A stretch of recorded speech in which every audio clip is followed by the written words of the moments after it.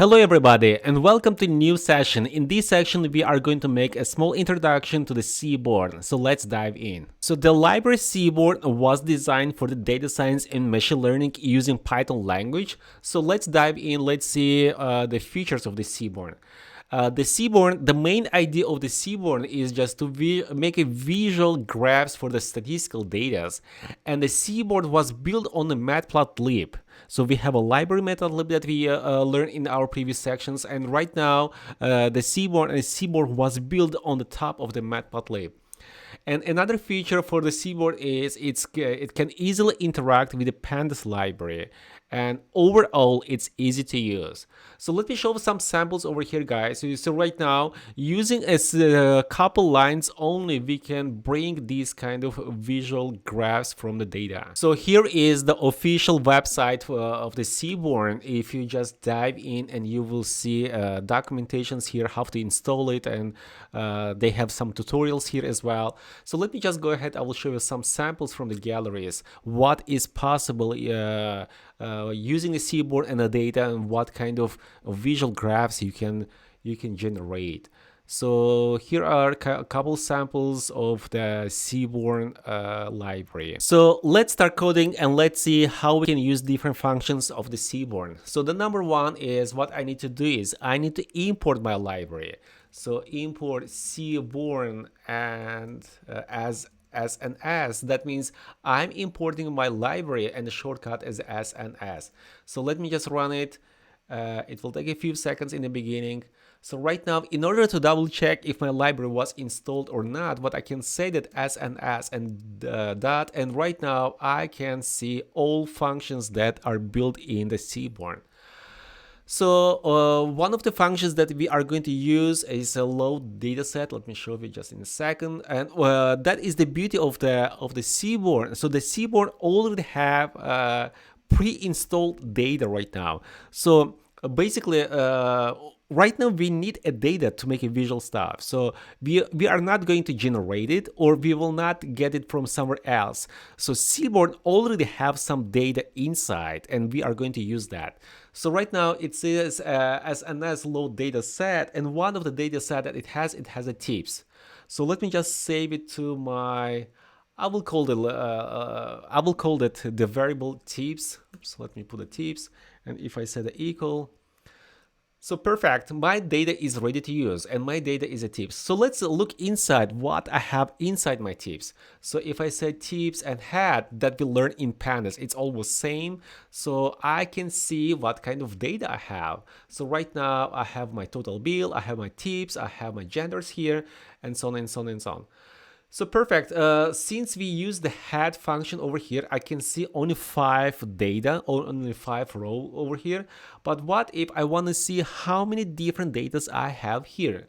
So it's the same that we use in the pandas. What I can say that from my tips, I will say pull out the info. So let's dive in. Let's see what we have. It says that right now I have total 7 columns here. So right now I have 1, 2, 3, all the way to the 7. So I have 7 columns, and I have a 244 rows. That means I have a 244 different entries. So at this point, what we are going to do is we are going to plot this data on the graph. So let me just show the basic one. I will say that from SNS and this plot. So that is one of the functions, and I need to provide my data frame. And in our case, the name of our data frame is a tips. So I will say, let me put the tips over here. And from this data frame, I want to pull out the total bill only. So let me just show you, and after that we will discuss just in a second. I will say that, let me just open the brackets, and I will say total bill. Is it total bill or bills? Yes, it's total bill. So let me just go ahead, I will run it, and let's see how it looks like. Perfect, guys. You see? So what is the difference between matplotlib and the Seaborn? In matplotlib, in order to make these kind of visual graphs, what I need to do is I need to create my canvas first.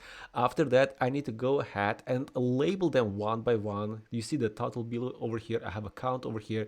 But using the Seaborn, it's just one line of code, and everything is done now.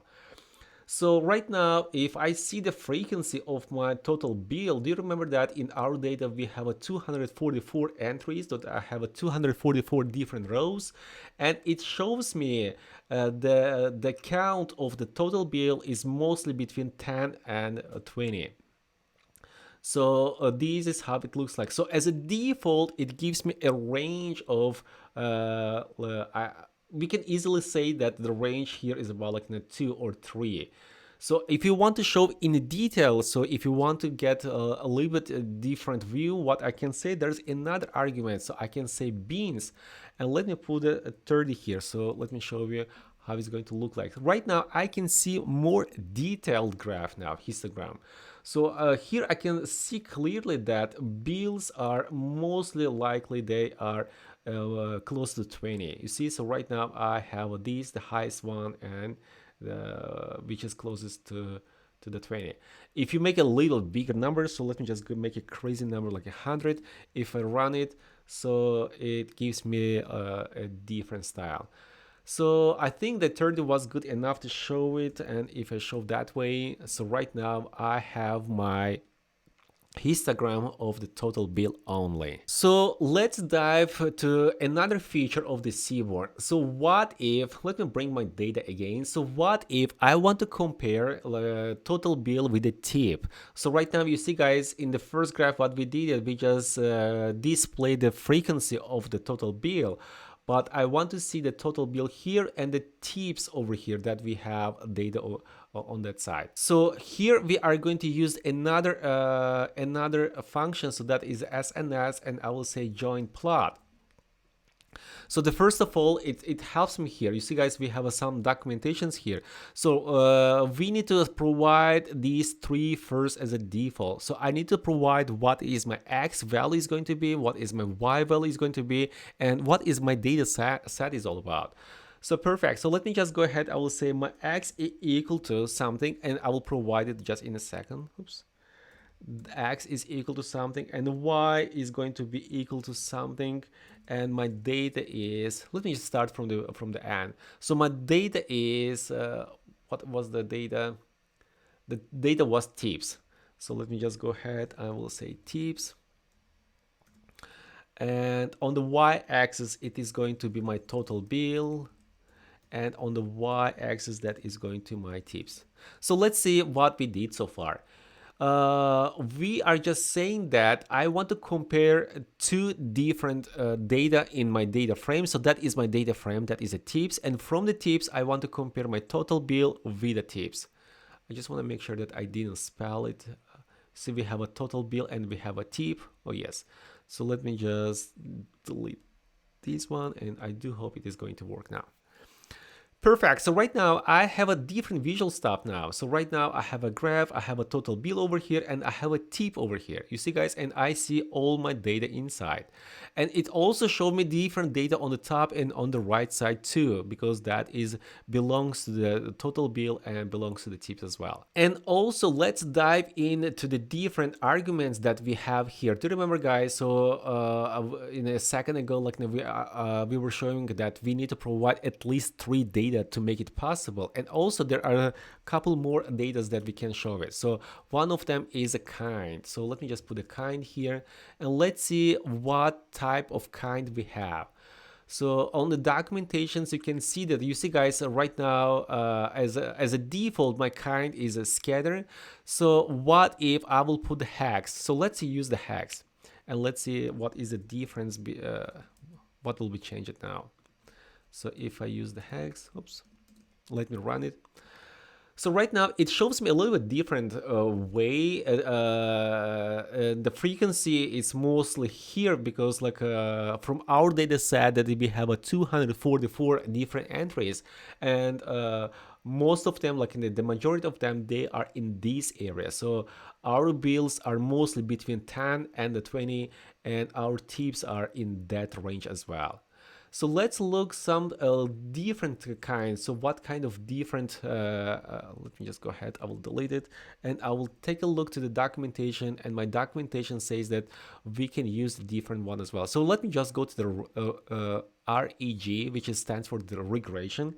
By the way, this is mostly used in a machine learning.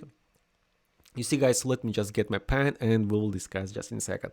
Actually, we will not dive that much deep because this regression, linear regression, is going to be covered in machine learning. So right now, I have my line over here. And if you want to make a prediction, you see, guys, so later on, let's imagine we have a bill that is going to be $42 and we can assume, I mean, like we can make some predictions so that my tip will be in approximately that way, so it is going to be $5. So this regression is showing me the estimation of my total bill. So let's go ahead. I will be showing different features of the Seaborn. So right now what we did so far is, let me just go find my data set. What we find it, we just did the comparing the total bill with the tips. What if I want to make a total bill with, let me just size, let me say like I want to make another graph which is tip with a size and so on and so on.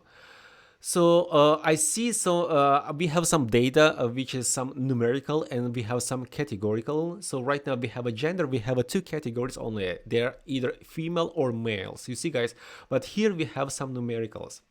And we are going to use another feature which is called the pair, let me just call it SNS and pair plot. So basically what is a pair plot is doing that it will get my data frame, it will get my data set, and that is going to pair every possible data that I have in a pair plot. So basically, let me show you how it looks like. It will take a little bit of time. Actually, right now it's generating me entire data. You see, guys, so right now it generated me all possible data that I can use as a numerical. Let me just recall my data just to see how it looks like. So for my tips, I will say hat. Let me just, oops. Let me see. So right now, guys, you see I have some numbers over here. So that is the index. I have my total bill, I have my tips, and I have my size. You see, guys, I have a total bill, a tip, and size because those are the numerical one. And also I have here, I have a size and tip and total bill. So that is going to compare each of them. So the total bill by the tip and the total bill by the size, or the tip by the size, and so on and so on and so on. So perfect. So that is the graph is showing me total bill with the size and yeah. So using one line of codes, it is going to generate me 9 different graphs. Why 9? Because that is only the numerical values I have on my graph. But if you have something bigger, that is going to generate more and more graphs. Depends on what is your data frame is. And also there is another argument that we can use in pair plot. You see, guys, right now we are using the numerical values only. What if I want to add the categorical values too? So there is another argument. I can say it's a hue, it's HUE, and I need to provide the data that I want to specify it here as a categorical. So let me just dive in. I will just separate them by the gender. So let me say the hue is equal to, and what is the name of the frame is this one. So I will say that, oops, where it is. So let me just run it and you will see the separation of, actually it takes a little bit of time because it's generating my data. Perfect. So you see, guys, so it is labeling here. I have a male, so the blue one is stands for male and the orange one is for the female. So you can easily see what is going on right now. So right now, let me just compare my, I will compare my tips by, or let me just compare my size by size. So here is my female data and that is my male data. And you can see other data too. So right now, the orange represents my female and the blue represents my male data.